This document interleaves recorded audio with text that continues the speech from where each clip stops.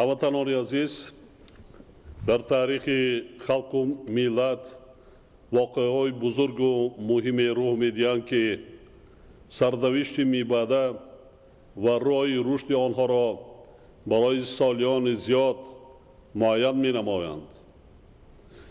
истиқлоли давлатӣ барои мардуми тоҷик аз ҷумлаи чунин рӯйдодҳои бузургтарини таърихӣ мебошад, ки дар тақдири халқи кӯҳанбунёди мо гардиши куллӣ ба вуҷуд овард. аз ин лиҳоз ин санаи сарнавиштҳост барои мо муқаддастарин ҷашн мебошад. ба ифтихори 28-умин солгарди ин рӯйдоди таърихӣ сокинони сарбаланди Тоҷикистони азиз ва ҳамватанони бурунмарзиамонро самимона табрик гуфта, ба ҳар як фарди соҳибватан иқболи нек, рӯзгори пурфайзу баракат, саодат ва комёбиву хушбахтӣ орзу менамоям. истиқлол барои мардуми шарафманди тоҷик имконият фароҳам овард, ки ихтиёри давлатдориро ба дасти худ гирифта ба сӯи зиндагии осуда, эъмори давлати демократӣ ва ҳуқуқбунёду дунявӣ роҳи васеъ кушоянд. соҳиби истиқлолӣ ба мардуми шарифу заҳматқарини Тоҷикистон рӯҳи нав бахшида, сатҳи худшиносӣ, эҳсоси ватандорӣ ва ифтихори миллии хурду бузурги кишварро ба зинаи нав бардошт. таи даврони соҳибистиқлолӣ миллати кӯҳанбунёди мо бо таҷрибаву собиқаи давлату давлатдорӣ марҳалаи тақдирсози расидан ба сулҳу ваҳдати миллиро паси сар кард ва дар шоҳроҳи амалӣ намудани нақшаҳои азими созандагӣ, ки ҳадафашон бо тақдири наслҳои имрӯзаву оянда пайванди мустақим дорад, қадамҳои устувор гузошт. ба шарофати истиқлолу озодӣ, сулҳу оромӣ, суботи сиёсӣ ва ваҳдати миллӣ мо барои амалӣ намудани ҳадафҳои стратегии миллиамон ҳамаи заминаҳои заруриро фароҳам овардем ва дар як давраи начандон тӯлонии таърих даҳҳо лоиҳаи ҳаётан муҳими саноативу энергетикӣ ва иҷтимоиро татбиқ карда, ҳазорҳо километр роҳҳои замонавӣ ва нақбу пулҳо бунёд намудем, ки имрӯз ҳамаи онҳо ба манфиати мардуми шарифи Тоҷикистон хизмат карда истодаанд. бо вуҷуди мушкилоти зиёди солҳои гузашта, аз ҷумла буҳронҳои шадиди молиявиву иқтисодии ҷаҳонӣ, мо муваффақ шудем, ки иқтисодиёти кишварро ба маҷрои рушди устувор равона созем. натиҷаи ҳамин аст, ки таи 15 соли охир суръати афзоиши солонаи маҷмӯи маҳсулоти дохилӣ ба ҳисоби миёна на камтар аз 7% ташкил медиҳад.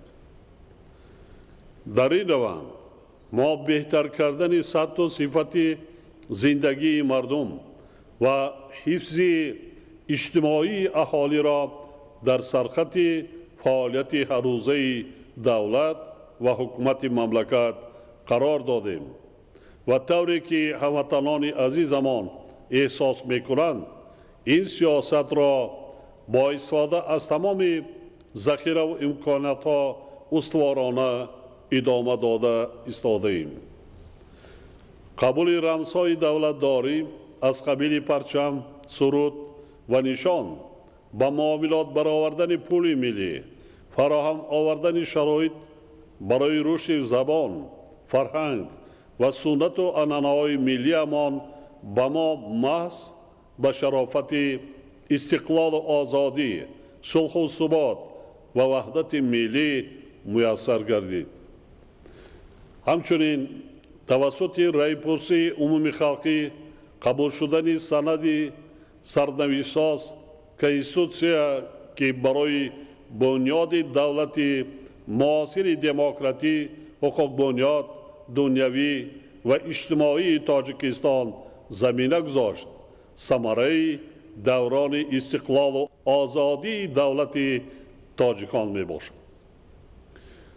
در ظرف 28 سال ما با تشکل جهانبینی ملی دقت اولین درجه داده نسل نورست را در رویه وطن دوستی، خودشناسی و خودآگاهی به کمال رسانیدیم و امروز دلپرانه اظهار می‌داریم که در قلب آنها محبت تاجیکستانی عزیز نقش استوار پیدا کرده است.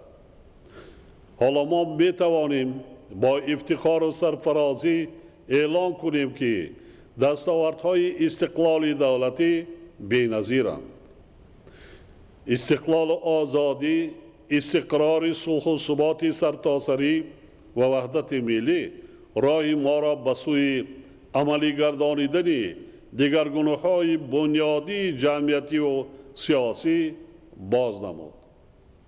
استقلال ملی همچنین به حیث عامل متحد سازنده خلق تاجیکستان امکانی تاریخی پیش آورد که ما در کشورمان با تکیه به ارزش‌های از جانب عموم پذیرفته شده تحکرسی تشکل جامعه شهروندی را گذاریم. انتخاب درست راه منبعده پیشرفت امکانیت فراهم ساخت که تاجیکستان روابط خود را با جامعه جهانی به طور منظم و بامرام رشد داده در بین دولت‌های متمدن عالم موقع سزاوار خود را پیدا نماید. تا امروز دولت ما با زیاده از 160 کشور جهان رابطه‌های دیپلماتی را راه اندازی نموده با آنها مناسبت‌های دوستی و همکاری‌های برای جانب‌ها سودمند را تقویت می‌بخشد و پیگیرانه گسترش می‌دهد. تاجیکستان صاحب اختیار ما همچون عضو کامل حقوق جامعه جهانی و ده‌ها سازمان بین المللی و منطقوی در حل مشکلات و مسائل مبرم زمان سهم نظررس خود را می‌گذارد. در مدت نچندان طولانی 4 تشبث جهانی تاجیکستان در ساحه آب در سطح سازمان ملل متحد پذیرفته شد که گواهی آبروی بلند بین المللی کشور عزیزمان و اعتراف نقش آن در پیشبرد مسائل مبرم مربوط به آب در سطح جهانی می باشد. جلب هرچه بیشتر توجه جامعه جهانی به دریافت راه‌های مؤثر مقاومت به خطر و تهدیدهای زمان معاصر از قبیل تروریسم، اکستریمیسم، قاچاق مواد مخدر و جنایت‌های متشکل فراملی سمت دیگری تلاش‌های پیگیرانه دولت تاجیکستان در عرصه بین المللی می باشد. همدیاران ارجمند، به خاطر تأمین نمودن پیشرفت باثبات اقتصادی مملکت علاوه به 3 هدف استراتژی ما صنعت کنونی با سرعت کشور را هدف 4 ملی اعلان نمودیم.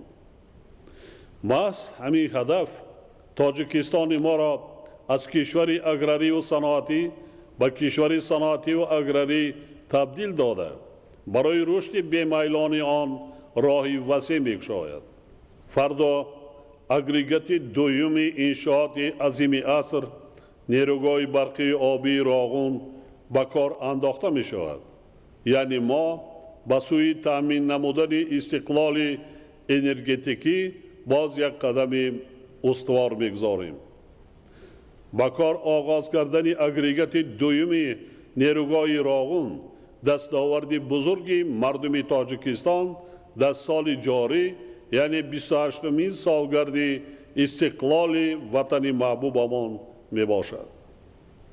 اعتماد کامل دارم که خلق با شرف و سربلند تاجیک با عزم و اراده قوی و زحمت بنیادکارانه همه هدف و نقشه های پیشبینی گردیده را عملی کرده تاجیکستان عزیزمان را در آینده نزدیک به یک کشور نیرومند و پیشرفته تبدیل می‌دهد.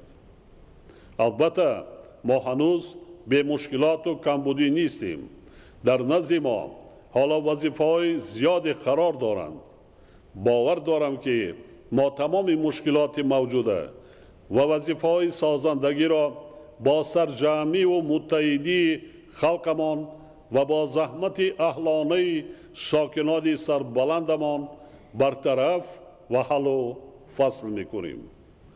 با اطمینان اظهار می‌دارم که مردم شریف تاجیکستان به خاطر تحکیم پایه‌های دولتداری نوین خود صلح و ثبات و وحدت ملی پیش از پیش سعی و تلاش کرده و سوی دستاوردهای بیشتر قدم‌های استوار می‌گذارند و نفوذ و اعتبار مملکت را در عرصه بین المللی باز هم استوار می‌گردانند. با چنین نیت و آرزوهای نیک بار دیگر خرد و بزرگ کشور و هموطنان برون مرزیمان را به افتخار 28 سالگی استقلال صمیمانه تبریک گفته به هر فرد تاجیکستانی عزیز تندرستی، آبادی خاندان، به وطن محبوبمان صلح و آسایش پایدار و پیشرفت و ترقیات روزافزون آرزو می‌نمایم. جشن استقلال و آزادی وطن مبارک باشد همدیاران عزیز.